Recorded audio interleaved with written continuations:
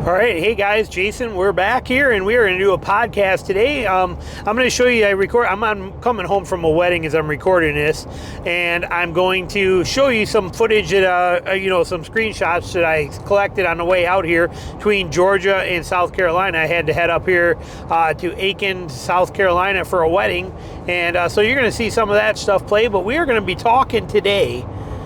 We're going to be talking about things that used to be in bow hunting that aren't anymore, things that this generation of bow hunters, they'll never understand, they'll never miss, that kind of thing here. The differences here that we have now and how different it really is from when I started 30 years ago. So it'll be a nice trip down memory lane, a lot of fun stuff, and hopefully you guys enjoy it. So stick around and we're going to go ahead and do it. I'll start rolling that footage here for you now so I can turn these lights off, and then like I said, we got some driving to do. All right, first one on our list that was not here then, that is now, that people take for granted. The first one is actually even cell phones.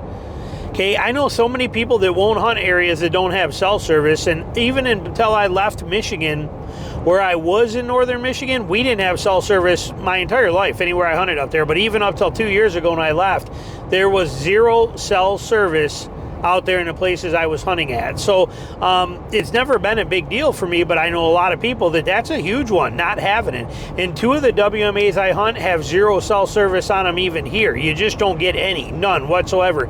Like, put your phone in airplane mode or it's going to kill your battery in next to no time, because there's just no, all it's going to do is keep searching and there's nothing there for it to find. So cell service, like I said, a lot of people take that stuff for granted, but realistically, seems like everywhere I go, we don't get cell service. And then even in places that I hunt in Midwest states, some of them, when we get in pretty deep in there, we don't get cell service there either. And so you got to carry a GPS. Now, speaking of GPS, there was no GPS either. Okay, so let that sink in. No OnX, no GPS. Now it gets crazier. No internet, which meant that we had zero mapping systems whatsoever.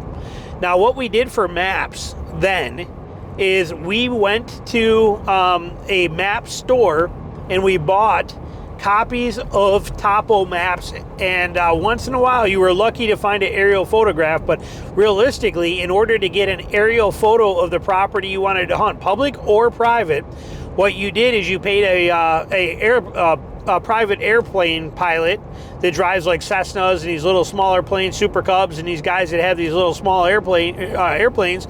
You would pay them to take you over and let you'll tip for you and let you take pictures of it from the air on film, 35 millimeter film. But you would pay them $300 or $400 to take you up and fly you over your area so that you could take pictures of it.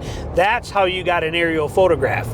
Now, if you happen to have private land somewhere, maybe there was a guy that already did that, because there were businesses like that, and he came around, knocked on your door, and offered to sell you an aerial photo of your property for $300 or $400. So, and that's how you got aerial photos. There were no other such way. We had topo maps that you paid, even back 30 years ago, you were paying like $15 and $20. Think about how much that's got to be, like $70 today. And an aerial of topo map only covered like 8 miles or whatever it was. Okay, so it wasn't very big. So even like where I was in Deadstream area in northern Michigan, I had to have like 7 different topo maps. They were rolled, I still have them, I believe. They're rolled up in a tube, in a drafting tube. Oh, I just missed my turn again, hang on. But they're rolled up and in a drafting tube, and I'm pretty sure I still have them. But that's what we did. And then I was fortunate enough that John Tucker, he was working at Art Van at the time, so he had access to a overhead projector and a specialized copier where he could make us copies. So I bought all the maps we needed, and then he made us copies of them so that we could mark them up, draw on them, that kind of thing like that. They're black and white, but they were usable, and then he could even shrink them down in sections and make them smaller so it was easier to carry them. But that's how maps were done. And those topo maps were old. Even when we got them, they were still pretty old. It wasn't like they update regularly, and they didn't show you aerial stuff. You had no idea. So the world was a whole different place, and you had to actually use your compass on a map. Like, you couldn't just point and say, okay, head north. It takes me back to the road, or I'm here and I got to go south to get into this spot. No, you actually had to put your compass on the map and learn it together so that you knew how to find the places you wanted. Let that sink in for people today. Okay, it was a whole different world of knowledge that was needed and skill sets that were needed that are gone. They're lost forever, never coming back, completely over.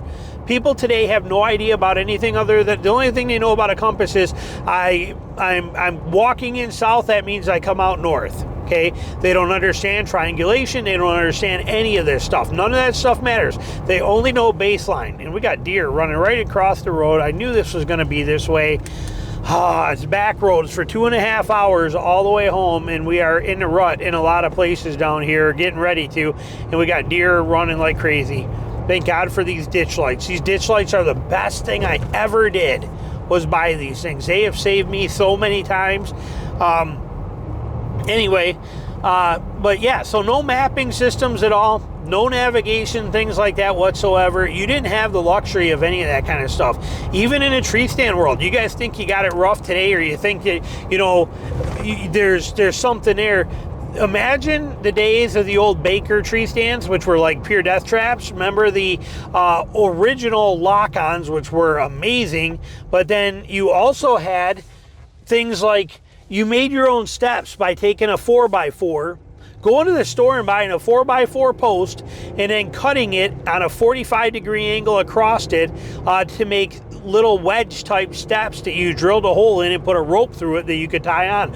Or if you were real daring and you were younger and more capable, you actually made them out of 2x4s, but you only got like 1.5 toes on a 2x4, but you would cut a piece of a 4-inch, 5-inch piece of 2x4, drill a hole through the side of it, and then you would stick rope through it and tie them on the trees.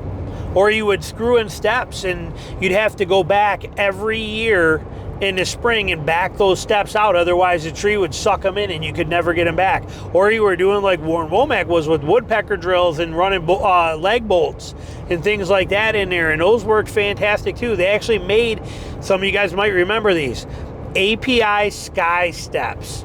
Okay, what these were a lug, basically a bolt, okay, a leg bolt, and you used a ratchet. You just brought a regular 3/8 drive ratchet and a socket with you out there, and you jammed this bolt in, and then you crank, and you ran it into the tree, and then you hooked these little lightweight aluminum steps that had a notch in them that was shaped just like that hexagon head of a bolt. They would pop on and then drop down a slot, so they would stay on there, and that was how we climbed trees.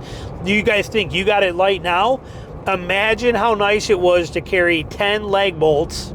Small, they're not big. They were not very big and very, very heavy duty, but we carried 10 leg bolts and 10 of these little steps, and they would fit in your pocket, basically, is how you could carry them, and then a ratchet. But I mean, you want to talk about lightweight, that in a 6-pound API baby grand, you're basically like 8 pounds for your whole setup. And we didn't have harnesses then.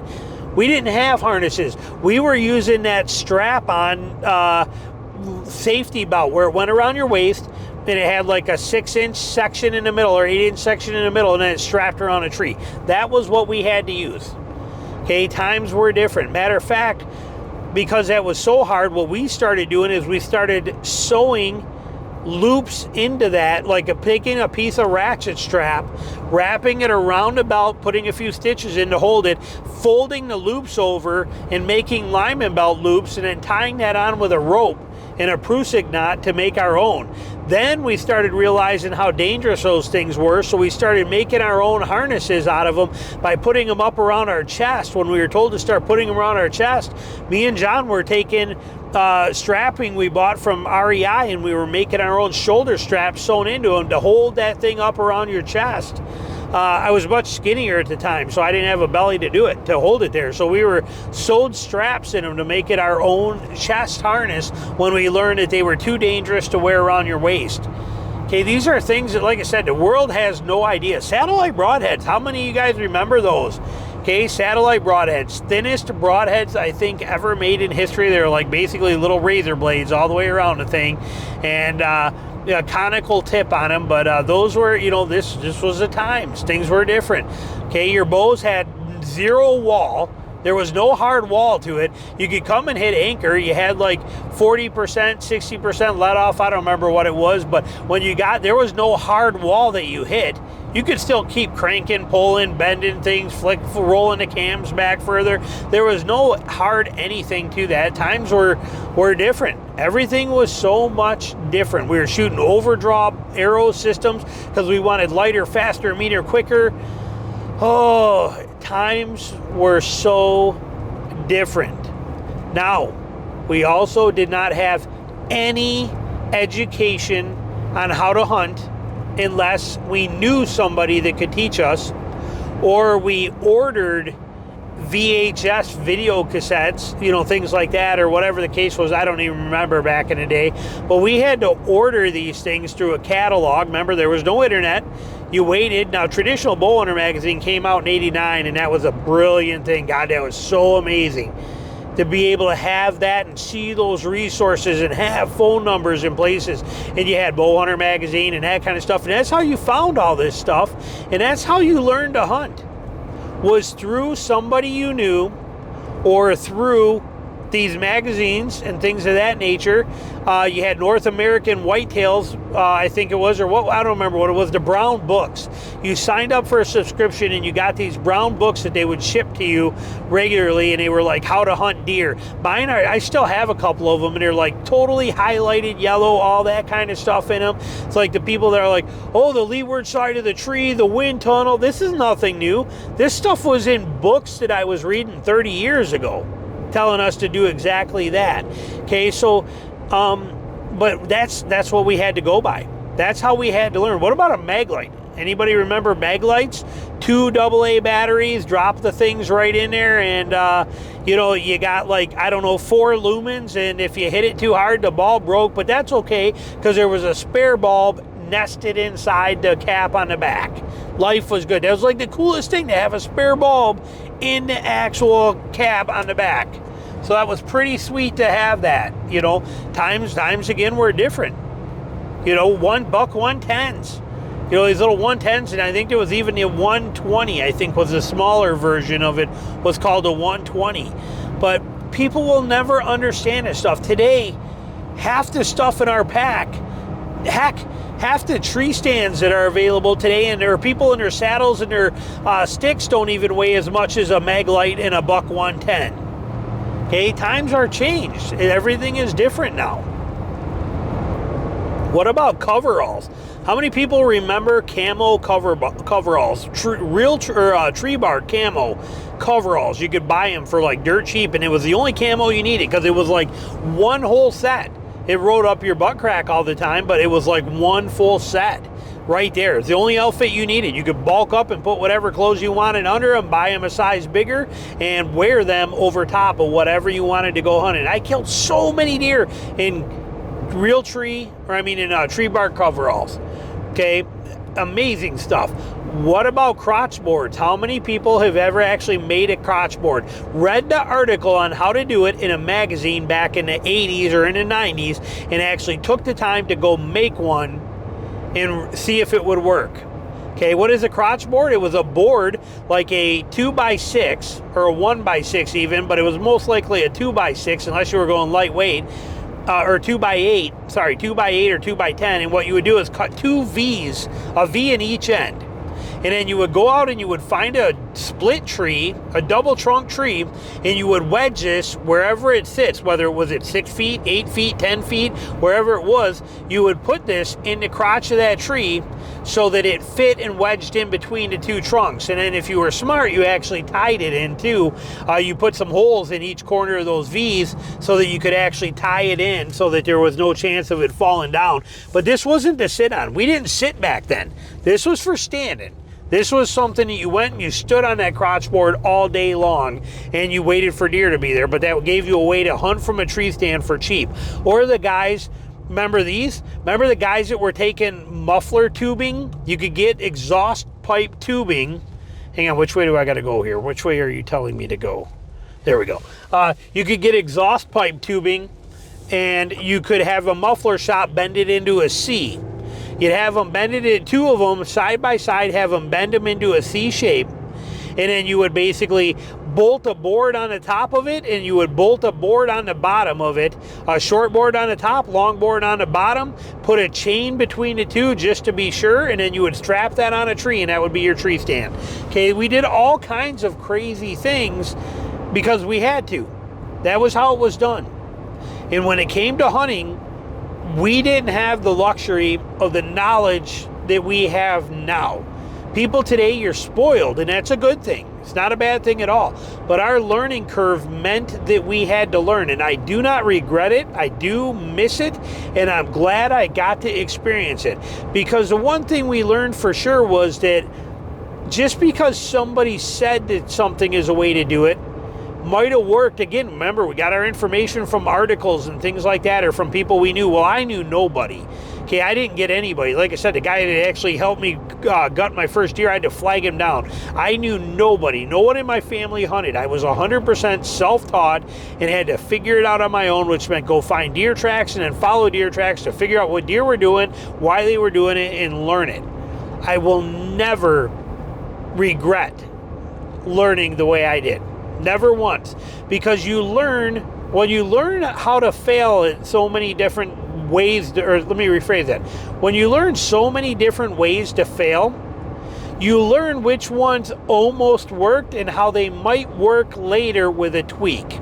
So the stuff that we give you guys now is foolproof hardened stuff.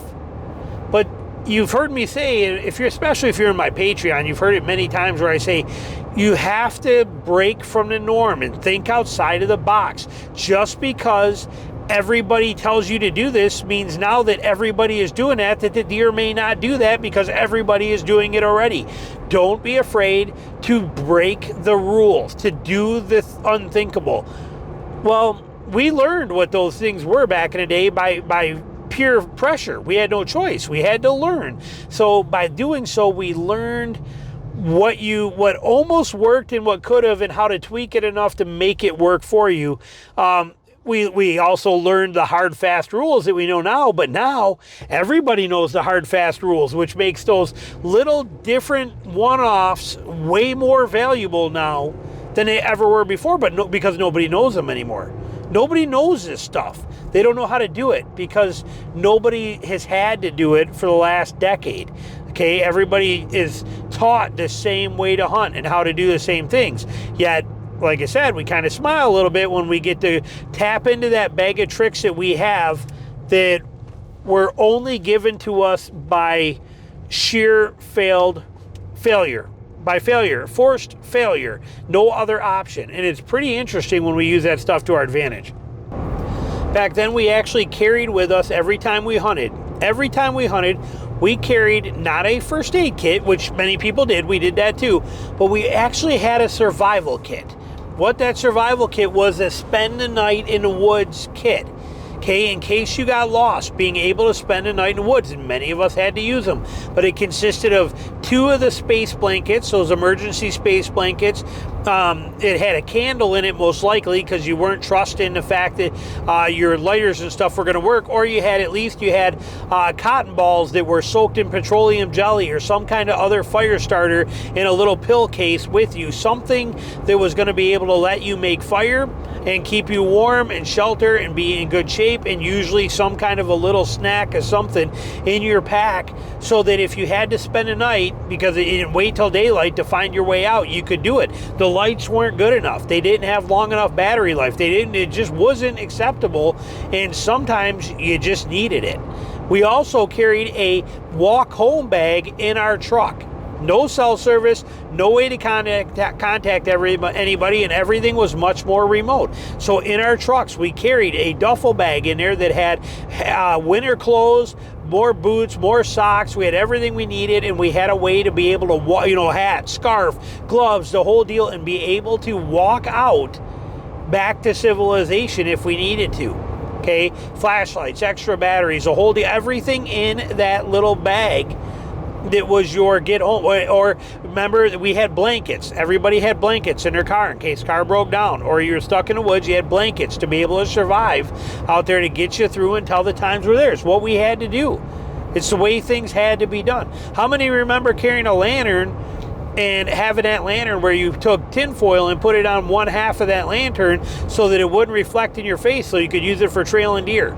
Propane or gas one, either one. But I had a big double stack pistol case in my truck that had 2 lantern heads, single mantle lantern heads with tinfoil on them in there, and then a couple bottles of propane in the back of my truck so that I could actually use those if we had to track deer, because your lights weren't good enough. Headlights, flashlights, they were out, but they weren't good enough. They didn't give you the option. You wanted a good headlamp, you had to get one from a coon hunter. Okay, a coon hunting store with a big old battery pack on this thing. Like this, I mean, we're talking big battery. I don't remember how big they were, what they were, but I mean, we're talking big, heavy batteries mounted on your head, cord going from the battery in the back, going over the thing, or the battery was mounted on your belt and the cord ran up around your neck. If you wanted some power, okay, times were different. We have it so easy today. It's just unbelievable how actually easy it is. Back then, how we made ground blinds, so much different than today. Back then, when you saw a ground blind, you knew it because it was always a V shape. And what they did, because you couldn't use live trees in Michigan, so they had to collect dead trees, but they would go out there and they would stack those dead trees in a house building Lincoln log style in a V, almost like you'd make cribbing for a bear hunt, a bear bait these days, but it would be a V shape, and it would basically be like, chest high if you were sitting, and it would just be rows stacked up, and they would stack against each other, and they'd create this deadfall complete log structure that would be there, that then people would then clear everything out in there, rake it out, and then sit in there with a chair, and that V would be the actual ground blind. I haven't seen one of them forever, but it used to be where you could go out during bow season and you would see that that week before deer season and gun season would start. You might as well not even try bow hunting, because there were always people in the woods walking everywhere collecting all this stuff, building their ground blinds. Okay, again, times are so much different now than what they were then. Here's a crazy tactic for you. Maybe some of you guys remember this, but you used to have your holy socks. Okay, when socks would get holes in them and they were no good no more, instead of throwing them out, you would save them. You would save them throughout the whole summer, that kind of stuff, and you'd end up with like 10 or 12 pairs of socks that were just ruined with holes. So you'd have 15, 20 socks or whatever it was that had holes in them that were just shot. And I don't mean you had one like hole in a toe. I mean, the toes were gone. That's how long you wore them. But when they were blown out and they were gone, you saved them. And then before the hunting season, you would wear them, you'd wipe your armpits with them, you'd do anything you could to stink these things up with your scent as best you could right before the season, and then you would individually either saran wrap them or put them in a Ziploc bag if you could, but you would put them in something that you could put them in individually, and you always carried 1 or 2 with you. And in that way, when you got out to a spot you wanted to hunt, if there happened to be, say there was 5 trails, or 10 trails even, whatever it was, but if you could not cover the area big enough, or for example, let's say that you found a point and it looked like that point was going to be pretty good, but that point was too big and you wanted to kill part of it, basically stacking, like how we stack now by hunting pressure. But what we would do is we would take those and we would take one of those, go into that area that we did not want the deer to use, to force them to come over by us. We would actually hang one of those socks and leave it there. Put it up, leave it there, and then that would move those deer to us. And when we were done hunting, we'd walk back over to that one and go grab that trail 40 yards away or whatever it was, and grab that sock. But we would use it to try and move deer in our position, or using the flagging rope or string, but on there to create fences to kind of stop deer from actually using specific trails or brushing trails up. I mean, I think I was even doing that while I was still making YouTube stuff, that I would put piled grab a blowdown or branches off a blowdown, cut them with my saw and bring them over and drag them in to kill a actual trail and force deer to move over and come through the way I wanted them to. Things that people don't even think about or understand today. People today don't even understand that a blowdown is a micro funnel. Okay, they don't understand a lot of these kind of things. That were any tactic that we could do to try to move a deer over to us. Okay, I actually knew a guy in Houghton Lake that actually killed deer, and he said he killed deer by playing a radio with classical music on it, or whatever it was, a cassette player or something. And I'm not gonna lie, I thought about trying it, but I couldn't afford one. But I thought about trying it to see if it would work. You tried anything you could, any way you could, because you just didn't know. And it was all interesting. I had made I don't know if, I think I talked about it in a podcast like 15 years ago, 10 years, 12 years ago, something like that. We talked about it in a podcast. But I said that if you're hunting private land and you got a food plot there, and you're going to sit on a food plot at night when you leave, and you're worried about deer being out in that food plot, and they're going to bust you getting down and then bust you walking out of there, that kind of thing. You know, if you're going to get busted by deer going to or coming out of a food plot or any of that kind of stuff, I said, all you have to do is become non-predatory. Okay, become non-predatory in the fact that what you want to do is you want to actually start talking. Okay, start talking, having a conversation like you're on the phone with somebody. Hey, Mike, what's happening? Yeah, that's awesome. Glad to hear it's going that way. Yeah, no, that's pretty cool. I didn't see any deer tonight, but when I was getting ready to get down, I turned my light on, and there was a bunch of them in the field, and now they're just staring at me like I'm an idiot here as I'm walking down here, da-da-da-da-da.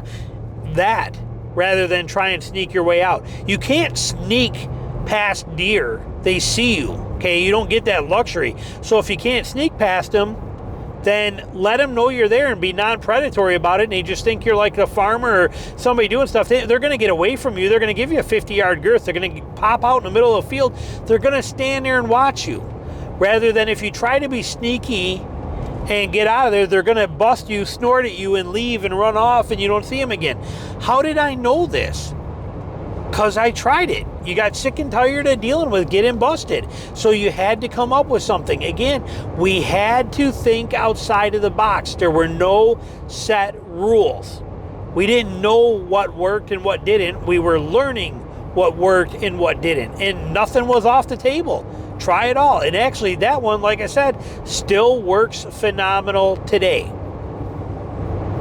And the comments I got on that when I put that podcast out, back when I actually had comments running on a podcast, I think I even turned that off a few years ago. I just didn't have the time to keep up with them. But back then it did have. And I remember those comments, half of them were like, "You're crazy. It's the dumbest thing I ever heard." And then the other half were, "Oh my God, that was amazing. Normally I can only hunt this spot one time and then I was busted. But I tried it. It worked. The deer, I could still see their eyes out in the field while I was talking, watching me when my headlight hit them. So I knew they were still out there. They didn't spook. They were just farther away, but they didn't run off. They were still there. So I tried to come back in the morning, and I did the same thing and made that noise in the morning, talking, and while the deer that were in the field left the field while I was talking and doing that, but they came back, and I ended up seeing deer again. So, I mean, like I said, it's, this was how things were then. Everything was an experience. Everything was a knowledge gain. Everything was a learn. And none of it was given out freely because of the fact that we didn't have a platform to give it out freely on. Bow weight is another one, okay? Back then, bows, I mean, you needed a bow. You needed some weight in order to shoot a bow, okay? That was the attitude. Everybody was shooting heavyweight bows. Most guys were shooting 60 pounds plus. Girls were shooting 45 pounds. Nobody was shooting anything very light. And I mean, you had people shooting heavy bows, 100-pound bows, 90-pound bows, 85-pound bows. That was kind of, it was pretty common to have people shooting bows of that weight. And then you had to get arrows to get heavy. We didn't have components. Okay, we didn't have components like we did now. And it was actually easier to make a heavy arrow out of wood because you could shoot something like maple or birch, and you could get into an 800 grain arrow. Something like that. Now, there was no FOC that was really, I mean, it was out there, it was talked about, Ashby Studies was talking about it, but was very hard to achieve because we didn't have the things in there. People were actually taking and pounding nails in steel rods, dowels, or steel rods into the end of their, drilling them out, putting them in the end of their wood shafts to add that weight in the front. People were melting down sinkers and putting them inside of their broadheads to add a little bit more weight in there. We were taking rope. Okay, I even did an article for Traditional Bowhunters something like 20 years ago, where I put an article in there about how to stuff rope inside of your aluminum shafts or your carbon shafts, but stuff them full of rope, poly rope. Gave you another 120 grains, so you could do it. But even before that, we were double shafting. How many people remember double shafting? Taking like a 2213, something like that, and then putting a 2117, or taking a 2213 and then putting a 2117 or 2216, whatever it was we were doing, or 2016 inside of it. But we were double shafting shafts to get the weight up on the arrows. Heck, Monty Browning and his famous fish arrows, 1400 grain fish arrows. He thought, I'm just going to use fish arrows. He was shooting something like 90-pound bows, but he just went straight to fish arrows. And he hunted with fish arrows, fiberglass fish arrows, because of the fact that they had the weight. Things today that people take for granted, with all the components and the adapters and the inserts and the broadhead adapters and the weights and all the stuff that we have today, makes life so easy compared to how we had it back then. Here's one for you compound guys, range finders. I remember I bought one of the first range finders that ever came out. Was really, really cool. You know how it worked? Manually. Okay, like a focus ring on a binocular. What you did is you pointed this thing up, and it was just like a camera back in the day, where it had the circle in the middle with the half circle in it, and your job was to twist the dial until that center focus ring came into focus, and then that you could look at it, and on a scale it told you the yardage. Okay, that's how it worked.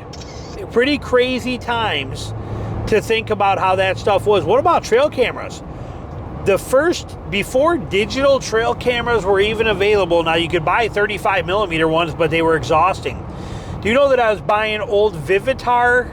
I was buying Vivitar digital cameras, and I went to some site called Pixie something when the internet first came out, and you could order a little kit from them that would tell you, it was basically directions, but you would get a IR lens and a few things for there. But we were buying Pelican cases and making our own digital trail cameras with a point and shoot Vivitar camera that we could plug into a motherboard that we made, a circuit board inside of there that we had to glue in and hot glue and build these whole things and drill the holes for the lens, drill the hole for the sensor, drill the hole for the camera, waterproof them ourselves when we were done, buy the battery plastic adapter that held all the batteries, put it all in there, build this whole thing. And I built like a dozen of these things. Okay, times again, we're talking a different world than what it is now. How about hauling 2 Christmas trees with you into the woods when you went out there? Fake Christmas trees. We used to actually go get these Christmas trees after Christmas. They would always go on sale, or you could find them sometimes at garage sales, things like that. But you could usually find them even at the stores. Big Wheel, which used to be a store in Old Lake way back in the day, but they would have their Christmas trees would go on sale right after Christmas. You could buy them pretty cheap, usually 50-70% off. And we would take a couple of those 4-foot Christmas trees, and then we would buy them, bring them home, and you would basically zip tie or lock the branches so they stayed in, but they still kind of folded up. And you would take those out in the woods with you as a ground blind, and then set them and jam them right in the ground and stick them there to give you 2 versions of a ground blind tree that was next to you. Or you would take those branches of that, so a couple of those branches with you, and strap them to your pack, and that way when you climbed up in your tree, you would put them on your stand to give you some cover. Or wrapping netting, camo netting around your stand up in the tree because you didn't want to get seen up there. All these things that we used to do as hard as we could and try as much as we could to try to actually not get busted and be able to get into deer. Or smoking your clothes, which many people still do today. James smokes his clothes still today. He does that a lot. But campfire smoke in your clothes. You build a fire outside, hang your clothes over it, let them get filled with that wood fire smoke smell, and that would be your cover scent in your camo. Okay, they used to sell things like skunk pee and fox urine that you would actually wear as a cover scent to hide your scent. Things of this nature. We did everything we could. Times were so different. Times were amazing. But we learned so much in that this new generation, these people today that have been out since the internet, it's not just one generation, it's a couple generations, but they will never understand what that was like and how rewarding it was and how amazing it was to do that, and the little tips and tricks and knowledge that we gained along the way. Like I said, now you learn how to hunt based on the internet and watching YouTube and things like that, and reading books and or watching videos, or that kind of thing. And there's nothing wrong with it. But there's a romance and a beauty to the way things used to be that's lost from us having to learn how to do it on our own. And it's, kind of sad that it's gone. Anyway, we're going to end this one here. Hope you enjoyed it, and we'll be back with more stuff for you soon. Thanks for watching, listening, whatever we're doing.